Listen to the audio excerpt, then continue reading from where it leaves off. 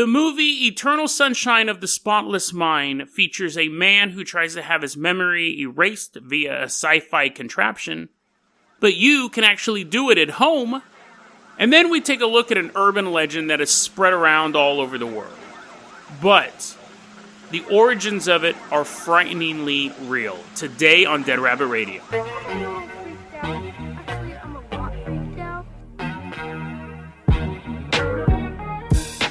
Hey everyone, welcome back to another episode of Dead Rabbit Radio. I'm your host, Jason Carpenter. I'm having a great day. I hope you're having a great day too.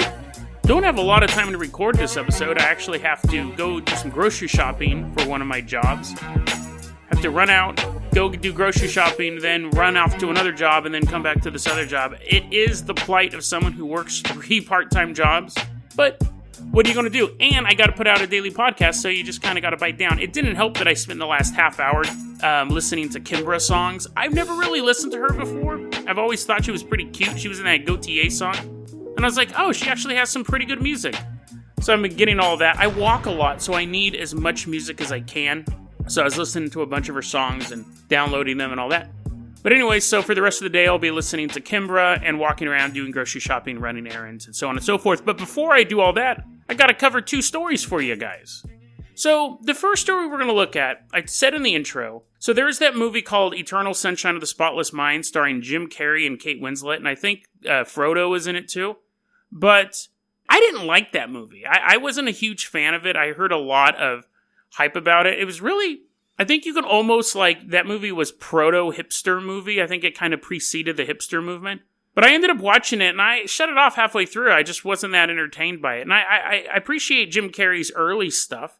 And has he done anything? I'll see him in the Sonic movie. I'll watch that. I mean, he's a little weird in real life, but his movies are decent. Good to decent movies. He hasn't made anything really terrible. I never saw Number 23. I actually should watch that, because that really is kind of the conspiracy type movie, and it's kind of what the show's about. But maybe I'll give it a shot. Anyways, so it had Jim Carrey and Kate Winslet, who's super hot, and then Frodo Baggins was in it. He was looking for the ring, and he didn't find it in that movie, but he found it in another movie. So the concept is this guy has a horrible breakup with a girl, and there's this device that allows your memory. I think there's a musical number in it. Maybe I'm getting it confused. There was some other hot chick in it. Who was Mary Jane from Spider-Man?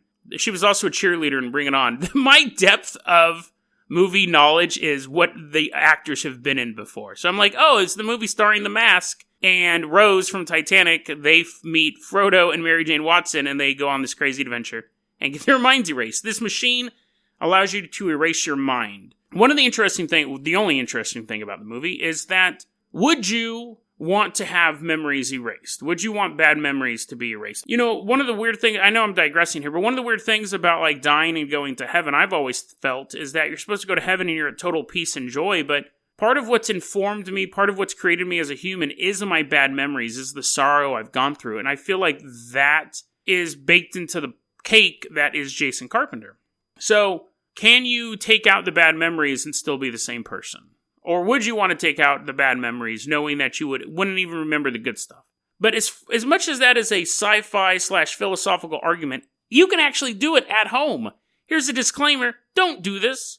Don't do this. But it's possible. But don't do it, because it's actually quite dangerous. I came across this article recently, and what it is this man in China posted on the net. So right there, it's super vague. We don't have a lot of resources, but other scientists, other doctors have chimed in on this. A man on the internet in China said his mom was really constipated for 2 weeks, couldn't go to the bathroom at all. And then one time she went into the bathroom, and she was in there for a long time, and she finally had a bowel movement. And when she came out of the bathroom, she didn't remember the past 10 years of her life. They couldn't figure out what was going on. She had no idea what happened the past 10 years of her life. She's like, hey, you want to go to the World Trade Center? They're like, Mom, sit down. We have something to tell you. Actually, that would have been farther back than 10 years. But anyways, the family had to sit her down and tell her, what's going on? And she's like, no, I got all this money invested in Enron. We're rich. We're millionaires. And they're like, Mom, we think we need to go to the doctor. So they took her to the doctor. And what happened was the doctor diagnosed her with amnesia, but it only lasted for 8 hours. So for 8 hours, she couldn't remember the past 10 years of her life. Now, this was reported in the media, and the news article in China, there's two versions of this article. One is from the China Times, and we'll get to that in a second. And then one is in this website called The Week of Buzz, which seemed really clickbaity, so I had to go to the China Times to find out if it was actually published or true or anything like that.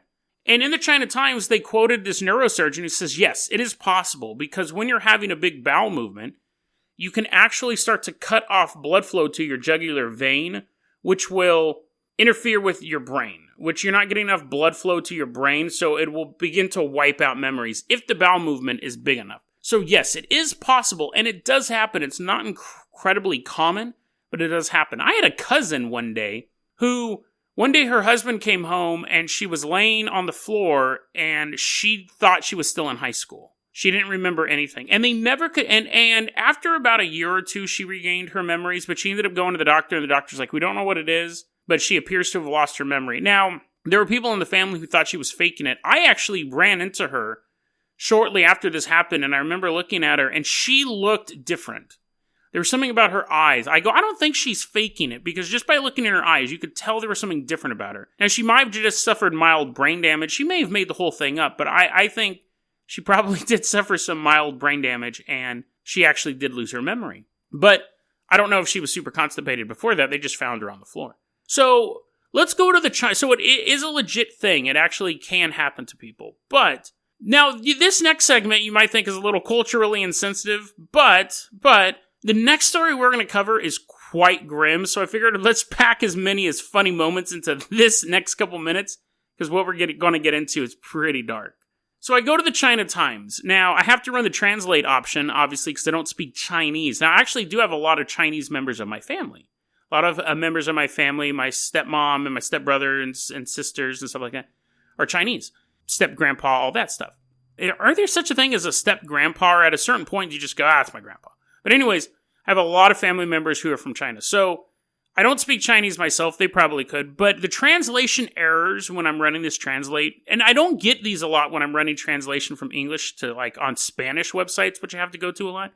There's some great gems here. Again, you might go, Jason, that's kind of rude, but we're going to get into some dark stuff. The headline of the China Times article, so for comparison, this is the headline of the World Buzz article. Woman loses 10 years of memories after she pooped with excessive force. I'm like, it's very clicky, very clickbaity, and I was like, it's an interesting story for the podcast. Go to China Times, here's the headline. Constipation. The toilet came out and lost 10 years of memory. Now, other than it grammatically being incorrect, the toilet didn't lose memory, and the toilet didn't come out. Quite an odd phrasing for it. You poop and another toilet comes out, and then you poop into that toilet and another smaller toilet comes out. It's I forgot what that name was. We covered it on our past episode, but when people keep looking into mirrors, they see multiple versions of themselves. It's that, but just toilets coming out of your butthole. And then they had these other great headlines here. Paper folding 103 times? As big as the universe. What? What does that even mean? He hasn't cut his hair for 50 years. He took his headgear like a giant clam. Oh man, that guy's such a good dude. He took it like a giant clam. I'm assuming... Now, I clicked on that one, because I was like, what does that even mean? And apparently he hadn't cut his hair in 50 years, and they just cut it. And apparently looked like a giant clam. It didn't. It just looked like a giant pile of hair on the ground. But this headline I actually had to click on, because I was like, what in the world? I understand the paper folding thing. It's probably saying you can't fold a piece of paper 103 times. I've heard that before, but you can't fold a piece of paper in half so many times, whatever. But this next headline I had to click on, do some research on. Under the flashlight, the white light is actually suffering from this disease. Like, what could that even possibly mean? So I guess this article is a mother, took a photo of her son, and when the white light flashed, his eyes looked really weird under the flash. And he actually suffered from some sort of eye cancer, and they caught it very early and were able to treat it. But, yeah. So that's what that headline means. Under the flashlight, the white light is actually suffering from this disease. Again, the white light's not suffering from anything. The toilet is not losing 10 years of memory. And the toilet doesn't come out of anything. It's there. It's in place. So thank you, China Times, and thank you, Google Translate, for these great headlines. And Again, I don't recommend giving yourself constipation so you interfere with the blood flow to your brain. I highly don't recommend that, because you could probably just give yourself a stroke. But it's still just an odd thing how balanced our bodies are and how easily it is to interfere with them. This is obviously a temporary thing. Even if you did have a bad breakup within the past 10 years, you'll only buy yourself about 8 hours of solace. But then you're like, now I just have to make myself constipated all the time. Yeah, don't do that. Don't do that at all. I actually don't even know how Eternal Sunshine ended. I don't know if he decided to remember her or not. I just gave up halfway through the movie. I'm pretty sure there's a musical number, though. I'm almost pretty sure there's a musical number with Kirsten Dunst. That was it. Dude, if you want to watch a great movie, Melancholy. I know there's a lot of people who aren't big fans of Lars von Trier, but ooh, that movie's great. And I know why people aren't good fans of his, because he made all those Nazi jokes during a press conference, and he's just cracking these jokes about Hitler, and Kirsten Dunst, star of Bring It On and the Spider-Man franchise, is sitting next to him, and she's like, oh my god. And he's cracking jokes about Hitler and Nazis in front of a bunch of posh film critics. But Lars von Trier, Melancholia, that was the name of the movie. The first half of the movie is an examination of a young woman's descent into depression. Kirsten Dunst has a nude scene in it as well, if you're not into the depression angle. The second half of the movie is one of the best end-of-the-world sci-fi films ever. Top 5. I would honestly say ever, because it just shows the futility of mankind in the face of the entire universe.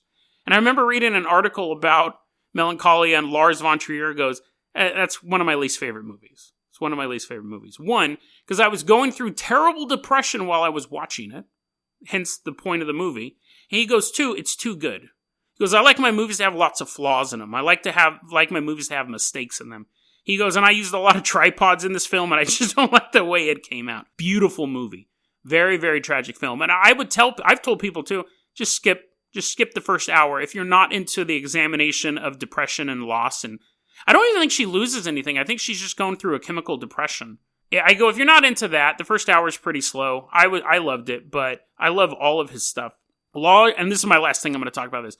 Lars von Trier is great because he is he's like an art house movie maker who takes schlocky genres. And he's done that with his past, I wouldn't say past 2 movies, but Melancholia and Antichrist are both. Antichrist is a cabin in the woods horror movie made by an artistic genius. A lot of people don't like the way he portrays women either, and I totally get that.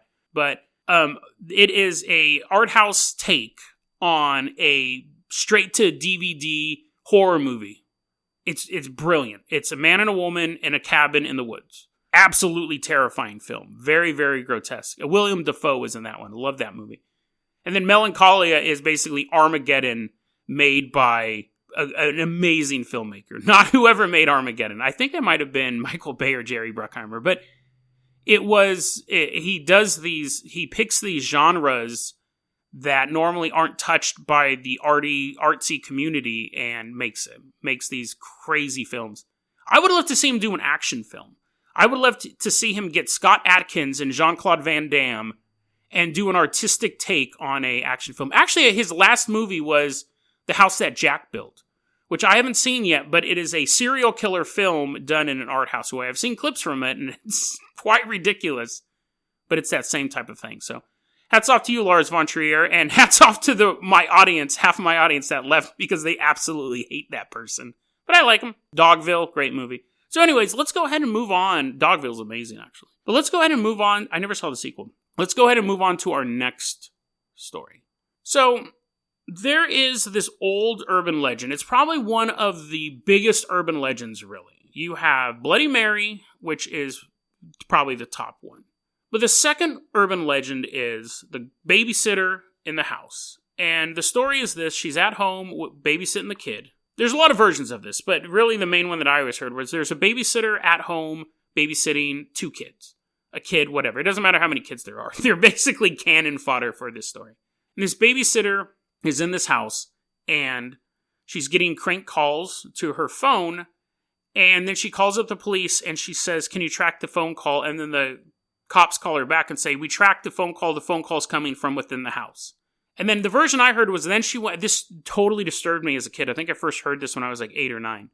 The babysitter then goes upstairs and the kids are all chopped up. And I remember being specifically told their faces looked like SpaghettiOs. And that really disturbed me because I loved SpaghettiOs. And it really creeped me out because it took something that I enjoyed eating.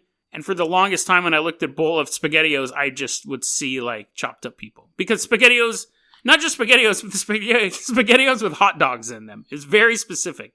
Now, of course, you could not ever chop up a human body and make it look like SpaghettiOs with hot dogs in them. But totally creeped me out. Now, that version of the story where the cops are tracing the phone call back and then it's inside the house, we've heard all sorts of versions of that. But basically the idea is the killer is in the house with the babysitter. We don't always get the traced phone call, but that's a common theme. Now, the story we're going to cover is actually something I had never heard of until about 2 or 3 weeks ago. And it's very, very chilling. Very chilling story. So, we're going back in time. We're going back to the year 1950. We're in the city of Columbia, Missouri, and it's March 18th. There is a young babysitter. This is a 100% true story. There's a young babysitter named Janett Christman, and she's 13 years old. She turns 14 in 3 days. So you guys can already kind of know where this is going. You guys want to tune in tomorrow? It's totally fine. Janett is 13. She turns 14 in 3 days. She's trying to save up money to get a new dress for Easter. And she generally babysits for 2 different families. She babysits for the Romacks, and she babysits for the Mullers. So this particular night, the Mullers and the Romacks and a couple other families are going to go hang out and play cards. And Janett picks the job to go to the Romacks' house. And the Mullers had to find another babysitter. And she's at the Romacks' house, and they said, okay, listen, here's the thing. We have this little 3-year-old boy named Gregory. We want you to take care of him. And she's like, I know how to do my job, guys. Don't. They're like, no, we're just adding details. We're adding details for the story. And she's like, that's weird. Details for who? So they say our little son Gregory's 3 years old. The house is kind of in the middle of nowhere. But let me show you some stuff. So Ed Romack, the dad of the Romacks, says, here's my shotgun. Again, this is 1950s, so you would have no problem handing a shotgun to a 13-year-old girl. He showed her how to load it, unload it, and said, keep it by the door. If anyone knocks on the door, anyone at all, you lock the door, you turn on the porch light. Do not open the door for anybody. Puts the shotgun by the door, pats her on the head, says goodbye to his son. The Romacks leave. That night, a massive rainstorm hits the area. Mid-20 degrees. So it's just ice and sleet everywhere. And Janett is just sitting at home doing her babysitting thing. Now, at 10:35, the police station in Columbia gets a phone call. Phone rings. Columbia police, and they just hear a young girl go, come quick! And the phone line goes dead. Cop's sitting there, looking out the window, seeing the rain and the ice, the wind, whip across the street outside the police station. And the officer just sits there waiting for another phone call. They can't trace the phone call. I don't even know if they had the ability to trace phone calls back then, but the phone call was so short, with no information, they just had to hope they get another phone call. Now, while the Romacks and the Mullers are out having this big party, Anne Romack, the wife, calls home to see how everything's going. But it's really early in the morning. It's like around midnight. She calls home, no answer. So she goes, babysitter must be asleep. Gregory's probably asleep. Probably no big deal. At 1:35, the Romacks pull up to their house. Rain still just pouring down. And they see in their headlights as their car's pulling up, they see that the porch light is on. They don't really think anything of it. Maybe she turned it on because she was scared because it was dark and it was stormy. Maybe not. But when Ed walks up to the house and he goes to unlock the door is unlocked. And right when they walk into the house, they see the body of Janett on the ground. The carpet is soaked with her blood. They see, just in the brief time that they're looking before they start totally freaking out, she's obviously dead. She suffered some major head wounds, and she's been stabbed multiple times. Anne sees that, and she freaks out, and then immediately runs upstairs to check on her son, totally safe, asleep. Not even aware of what was going on downstairs. Ed then goes to call the police, and the phone is off the hook. Picks the phone up, dials the police. We need someone out here right away. Massive police presence shows up. They all show up. You just can't believe that this would happen anywhere, but it's happening in their town. The police show up. Now, part of the problem is that their house is kind of in the middle of nowhere. It's almost on the border of two different police jurisdictions. And so the Columbia police get involved, and the police in the neighboring area get involved, and they start vying for control over who gets to control this crime scene, who's in charge of this murder. You have a bunch of cops walking around. You have conflicting orders between the police. All sorts of stuff. And that is kind of indicative of what's going to happen with this. This is what they start to put together. She seemed to have been stabbed with a mechanical pencil. She was strangled with a power cord from an iron. That's what eventually did her in. But she was pummeled in the head. She was stabbed multiple times with what appears to be a mechanical pencil, which weren't super common back then. They're not even super common now. They actually quite suck. I've never seen the advantage of a mechanical pencil. But she suffered head wounds, she suffered stab wounds. Unfortunately, she had been sexually assaulted as well. The police are fighting over control of the crime scene. They're fighting for control of the case. And they're looking into this, and they don't have any immediate leads. There is a back window that is busted open. And there's some mud by, like, the back kitchen door. And so some cops are saying someone must have busted their way into the house. Got in, assaulted her, killed her. Other people are saying the fact that the porch light is on makes us think that someone came to the front door. And since the door was unlocked, it was probably somebody she knew. But in the midst of all this, as they're trying to work this crime scene, trying to work this case, eventually, one of the officers turns to someone else and says, "Do you think this is related to the Mary Lou Jenkins case?" 4 years earlier, February 5th, 1946, Mary Lou Jenkins, 20 years old. She was staying at home alone. Her father was out of town, and her mother was down the street taking care of an elderly couple. This is in the same town. The mom says, "Listen, if you run into any problems, open the shades, turn the light on, and call me." Later that night, the mom looks out the window. She's in the house with the elderly people. She looks out the window. She looks down the street, and she sees her house with the blinds open and the light on, but she didn't receive a phone call, so she thinks everything is fine. That seems like a weird warning system if you only... Of all three things have to happen. Blinds have to be open, lights on, and a phone call. Like, you figure just 2 of the 3 would work, but she doesn't think anything's wrong. When she goes home later that night, she sees that her daughter was raped and strangled with an extension cord. There was a guy who, around the same time, murdered his own wife. And during a rather brutal police interrogation, he confessed to the rape and murder of Mary Lou Jenkins. So he was executed for that. He was executed for the murder of his wife, and on the date of his execution, he says, "Listen, I murdered my wife, but I didn't murder Mary Lou Jenkins," and no one believes him. Because he's a murderer, and he's about to die, so, it's not like he has the best credibility ever. But there were issues in this town. There were creepers. Now, she was killed in 1946, but there was kind of this underlying current of odd activity in this town. Now, 3 years after Mary Lou Jenkins' murder, there was a spate of peeping Tom activity in the town. Now, that makes me think, the fact that the mom was so paranoid saying, if anything went wrong, do these things, it makes me think that people were already a little on edge. Maybe it hadn't bubbled to the surface. Maybe people weren't aware of it. But in 1949, they had a bunch of peeping Tom activity that actually escalated into rape. A few days before Halloween in 1949, a 16-year-old girl was raped by a man wearing a white mask. Almost a month later, on November 29th, there was an attempted rape. And then the next day, a man in a white mask finds a couple in a car, robs the man, rapes the girl. So then a couple days later, on November 4th, a man was caught peeping outside of a house. He was subject to a rather brutal police interrogation, and he confesses to the rape and the attempted rape. Doesn't confess to the rape of the couple, but confesses to the rape and the attempted rape that happened just a couple months earlier. So the police in this town were kind of known for using extrajudicial interrogation methods. They weren't doing stuff by the book, and that would come to bite them in the butt in the end. So at this point, they have solved all these other crimes, they believe. The police believe that they know who's done these other crimes. So in 1950, though, they're looking at the body of Janett on the autopsy table.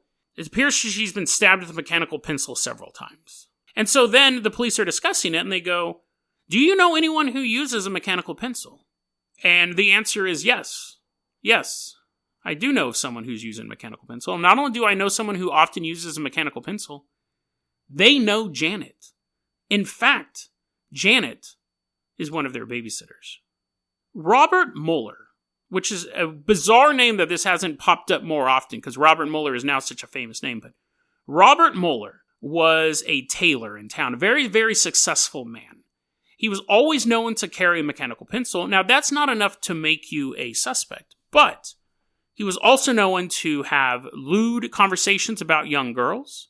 Anne Romack said that Robert Mueller was the type of guy who used his hands, not his words, when dealing with women. Very, very gropey type of guy. Ed Romack said, not only had he made lewd comments about young women, he would make comments about wanting to take a young girl's virginity, and he would make comments about how curvy Janett was becoming. The kind of comments that were making Ed a little nervous, which makes me think that when Ed was saying, don't open the door for anyone, and here's where the shotgun is, almost makes me think he is saying, don't even open it for Robert Mueller. Just leave the door locked. Even if you know him, just leave it locked, turn the porch light on. But they're all out at a card game together. So Robert Mueller has a perfect alibi, right? As the cops started looking into him and started questioning, once he became the focus of this investigation, they interview the people at the party. And the people at the party say, yes, Robert Mueller was at the party for us, except for a few hours. And the cops are like, what? And they're like, yeah, he was gone for a few hours. He said he had a doctor's appointment or something. And they're like, really? Late at night? And they're like, yeah. During a rainstorm, he had a doctor's appointment? And they're like, yeah, we didn't really think anything of it now. But now that you're mentioning him, it is a little suspicious, isn't it? And the cops are like, yes, you could have told us that weeks ago. So they contacted Robert Mueller's doctor, and the doctor goes, I never saw him that night. He never stopped by. Now, his alibi starts falling apart. But not only that, the police are putting together that this guy's fairly creepy, and at one point, he's talking to Ed, and he goes, you know, I don't know who killed Janett, but I know how I would have done it. I would have just walked up to the front door and said, hey, Ed sent me here to pick up some poker chips, and she would have let me right inside. And Ed's like, what the hell are you talking about? So there actually was an interrogation, but again, not by the book. They took him out of the city jurisdiction. They take Robert Mueller to this abandoned barn out of police jurisdiction and interview him for hours. Doesn't break at all. He offers to take a polygraph. He takes a polygraph. He passes the polygraph. So at that point, the cops are like, well, he didn't do it. Now, we know now that polygraph technology isn't 100%. They're like, hey, man, he passed the polygraph and he didn't break during our basic torture session, so he's most likely innocent. But a judge disagreed and said, you know what, I don't agree with that decision, police. I'm going to convene a grand jury. We're going to look at all the evidence, and we're going to see if we can indict this guy. Goes to a grand jury. But when all the police evidence is presented to the grand jury, they say, too much problem with these different police forces trying to investigate this. We have all this different stuff because one police force straight up says it was a stranger who broke in the back window. And then you have this other police force saying, no, it's someone she knew. So despite all of the weirdness with his alibi and his statements and his creepy behavior, he's never prosecuted. He ends up leaving, dies at the age of 83 in Arizona. The Romacks and the Muellers go about their business. Janett had a little sister who ended up going off into college and just kind of moving on with her life. The parents, obviously when I say moving on with their life, obviously they mourned the loss of their daughter and sister. But things just kind of faded away. To this day, no one has ever been successfully prosecuted in any way for the death of Janett Christman. Just a 13-year-old girl, 3 days shy of her 14th birthday, raped and murdered on a cold, rainy Missouri night.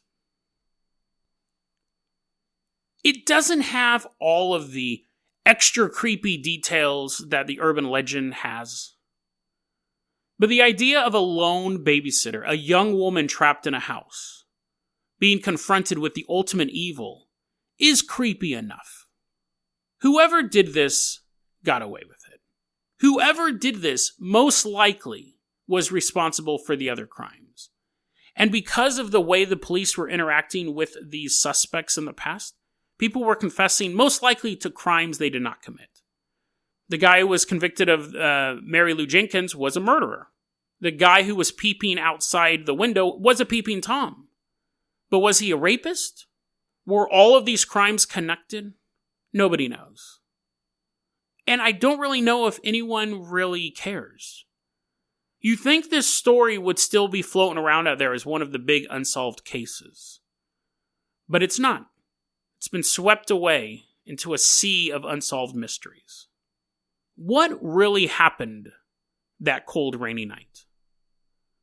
Was she confronted by a man she knew who had always lusted after her, who had a friendly demeanor and walked through the front door before committing the ultimate evil?